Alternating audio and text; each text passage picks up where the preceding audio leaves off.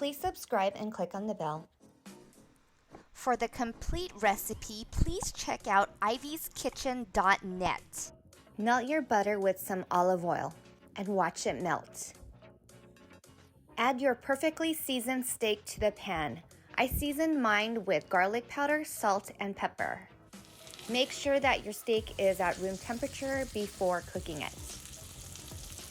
You want to get a nice char, so don't flip your steak until you know that it is nicely charred on the bottom. Cook your steak to your liking. I like mine at medium rare. Isn't that beautiful? I can't wait to eat this steak. In the same pan, add more butter and oil. Drop in your mushrooms and season with salt. You want to mix it so it gets nicely coated with that butter.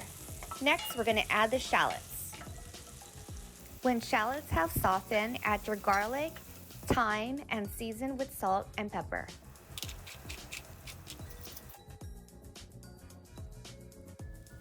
Coat the mushrooms and shallots with the flour.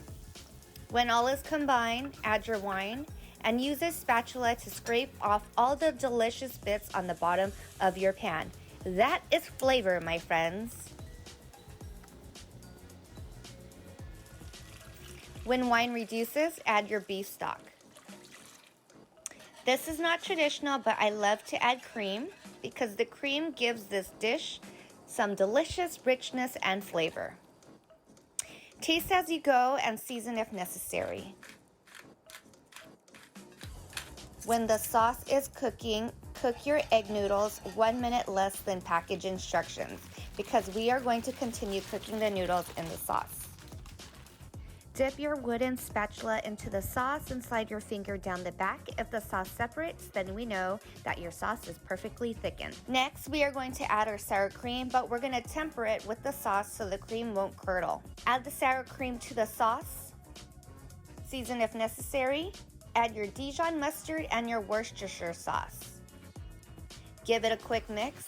Add your noodles, and then we are going to finish off by garnishing it with chives. Slice your steak as so, and whatever juices are left on the plate, go ahead and add that to your steak.